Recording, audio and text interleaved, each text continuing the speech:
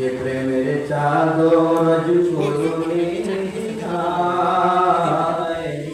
সে প্রেম নসিব করো আমায়। আমি লিখব চিঠি দিব তোমায়, সে দিও রোজায়। আমি থাকব বসে আশায়, চিঠির উত্তর আসবে আমার গায়ে। আমি থাকব বসে আশায়, চিঠির উত্তর আসবে আমার গায়ে। আমি লিখব চিঠি দিব তোমায়, পাখি পৌঁছে দিও রোজায়। ঠিক না?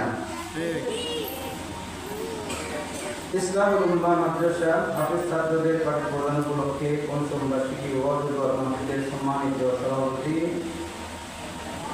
জনাব হাজী মোহাম্মদ বাবর আলী, সাবেক সদস্য গাজীপুর মহানগর বিএনপি ও প্রধান উপদেষ্টা অত্র মাদ্রাসা। আজকের মাহফিলের প্রধান অতিথি বীর মুক্তিযোদ্ধা আলহাজ হাসান উদ্দিন সরকার, সাবেক সংসদ সদস্য গাজীপুর 2।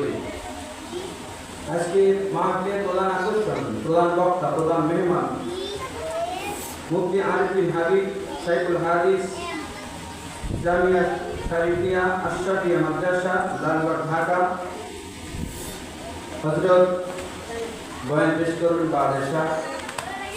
আমরা সকলে হযরতের সুস্বাস্থ্য কামনা করি, সকলের আমিন। সম্মানিত উপস্থিতি, আল্লাহর দরবারে আমরা প্রথমে শুকরিয়া আদায় করি। সেই মহামারী আমাকে এবং আপনাদেরকে সেই বাদ আসর থেকে এখন পর্যন্ত জালিসুর রহমান জান্নাতের বাগানে কোরআন এবং হাদিসের কিছু কথা শোনার, বলার তৌফিক দান করেছেন সকলে। সেই জন্য সর্বসুরে এক বাক্যে কালিমাতে শুকর আদায় করি সকলে বলে আলহামদুলিল্লাহ। আমরা এখানে আসতে পেরে খুশি না বেজার? কম না বেশি?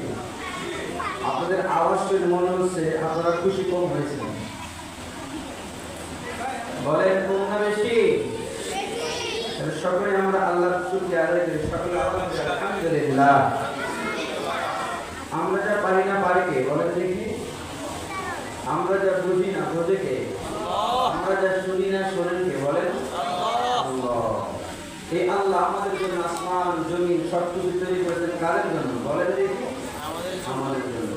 আল্লাহ প্রশংসা লেগে শেষ করা যাবে? কিয়ামত পর্যন্ত দুনিয়ার সমস্ত মানুষ, সেই সাথে জিন একত্রিত হয়ে মালিকের প্রশংসা লেখা শুরু করে দেয়, হবে? প্রশংসা লেগে শেষ করা যাবে?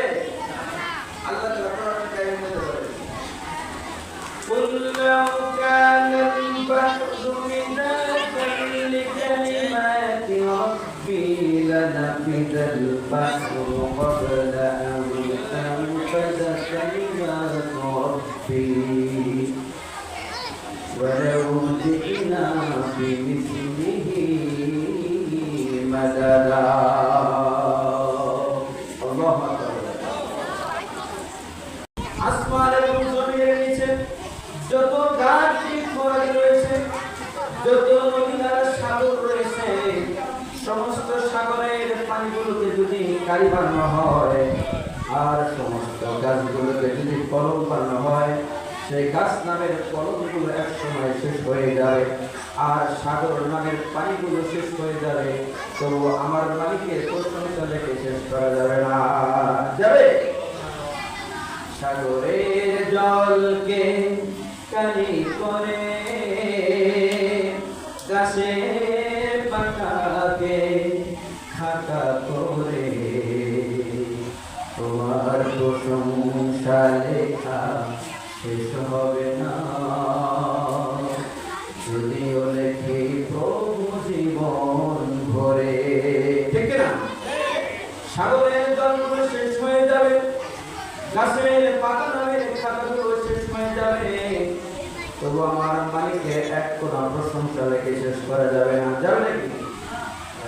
আমার সেই মহান মালিক, সেই মহান প্রভু, সে আল্লাহ আমাদের মাঝে একটি কিতাব দান করেছেন, আমাদের নবী সাল্লাল্লাহু আলাইহি ওয়াসাল্লামের উপরে যে কোরআন যে কিতাব নাযিল হয়েছে সেই কিতাবের নাম কি বলেন? আল কোরআন। কিতাবের নাম কি? এই কোরআনে কয়টা সূরা আছে? বলেন কয়টা সূরা আছে? 114টি সূরা আছে। 114টি সূরার মধ্যে থেকে আমি পবিত্র কোরআনের দ্বিতীয় নম্বর সূরা প্রথম দুটি আয়াত আমি তেলাওয়াত করেছি। আল্লাহ তাআলা যদি চাহে আয়াতের উপরে কিছু কথা বলে আমি আমার বক্তব্যের কি টানব। আল্লাহ তাআলা পবিত্র কোরআনের প্রথম সূরার নাম সূরাতুল ফাতিহা। সূরার নাম কি? সূরাতুল ফাতিহা মানে প্রথম শুরুর সূরা। এই সূরা দিয়ে কোরআনুল কারীম খুলতে হয়। এরপরে দ্বিতীয় সূরা আছে, সূরাটির নাম হলো বাকারা। নাম কি? বাকারা শব্দের অর্থ কি বলেন দেখি? বলেন বাকারা শব্দের অর্থ কি? গাবি। আর পবিত্র কোরআনের 114 নম্বর সূরা, সেই 14 নম্বর সূরাটির নাম কি? সূরাতুল নাস। মানে কি বলেন? নাস মানে কি? প্রথম দ্বিতীয় সূরার নাম হলো সূরাতুল বাকারা মানে গাবি নাম সূরা। আর সর্বশেষ সূরার নাম হলো সূরাতুল নাস মানে মানুষের সূরা। এখানে কি একটা হিকমত রয়েছে জানেন নাকি আপনারা?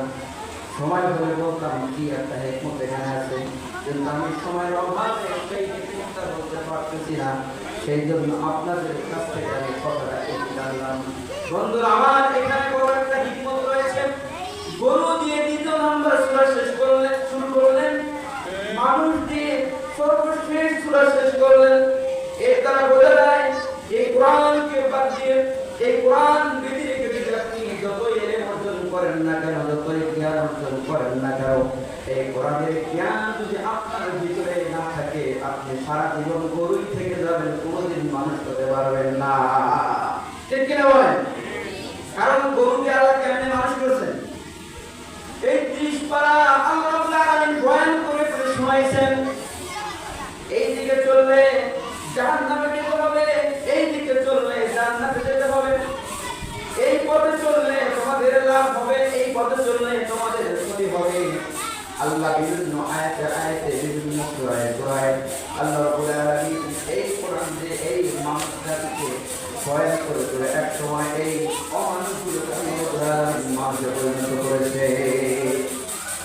এই প্রথম সূরার মধ্যে সূরাতুল ফাতিহা, দ্বিতীয় সূরার মধ্যে আমি যে আয়াতটা তেলাওয়াত করেছি, আল্লাহ রাব্বুল আলামিন এই আয়াতের মধ্যে বলেন আলিফ লাম মিম। বন্ধুরা আমার, আলিফ লাম মিম এখানে তিনটা অক্ষর আছে। আলিফ একটা হরফ, লাম একটা হরফ, মিম একটা হরফ। বন্ধুরা আমার, এই হরফগুলোর অর্থ বলতে গেলে অনেক সময় লেগে যাবে। বন্ধুরা আমার, এই হরফগুলোকে হরফে মুকাদ্দামাত বলা হয়। এইভাবে পবিত্র কোরআনুল কারীমের মধ্যে বিভিন্ন জায়গায় এরকম আয়াত আল্লাহ তাআলা বলেছেন। আলিফ লাম কখনো মিম বলেছেন, কখনো হা মিম সাদ বলেছেন, কখনো আইন মিম সিন বলেছেন। এইভাবে কখনো কখনো হা মিম বলে আল্লাহ খাইতে বলেছেন। এইগুলোর অর্থ আল্লাহু আ'লামু বিমুরাদিহি, এর অর্থ একমাত্র আল্লাহ ছাড়া আর কেউ জানে না। জানে? তবে কিছু কিছু মুফাসসিরিন কিরাম এর তাফসীর লিখেছেন আলিফ লাম মিম হা মিম আইন সিন কফ, এই হরফগুলোকে আল্লাহ রাব্বুল আলামিনের নাম বলে কেউ খাইতে বলেছেন। আবার কিছু কিছু হরফগুলোকে আল্লাহ রাব্বুল আলামিন রাসূলের নাম বলে ডাকছেন, যেরকম ইয়াসিন। ইয়াসিন দ্বারা আমার নবীকে সম্বোধন করা হয়েছে। বন্ধুরা আমার, এরপরে আল্লাহ বলতেছেন যালিকাল কিতাবু লা রাইবা ফীহ। এটা হলো সেই কিতাব, সেই কিতাবের মধ্যে কোনো সন্দেহ নাই, সন্দেহ আছে। হুদাল লিল মুত্তাকিন, আর এই কিতাবটা হলো মুত্তাকিনদের জন্য হেদায়েতের মাধ্যম। এই কিতাবটা হলো মুমিন মুত্তাকিনদের জন্য হলো হেদায়েত। মুত্তাকি কারা? আল্লাহ কোরআনে আল্লাহ মুত্তাকিদের পরিচয় দিয়েছেন, আল্লাযীনা ইউমিনুনা বিল গায়বি ওয়া ইউকিমুনাস সালাত ومما رزقناهم ينفقون মুত্তাকি কারা আল্লাযীনা ইউমিনুনা বিল গায়ব মুত্তাকি এক নম্বর বৈশিষ্ট্য হচ্ছে মুত্তাকি হচ্ছে যারা অদৃশ্যের উপরে ঈমান এনেছে বিশ্বাস স্থাপন করেছে অদৃশ্য অনেক কিছু আছে আমরা আল্লাহকে দেখি না দেখেছি জান্নাত জাহান্নামকে দেখি না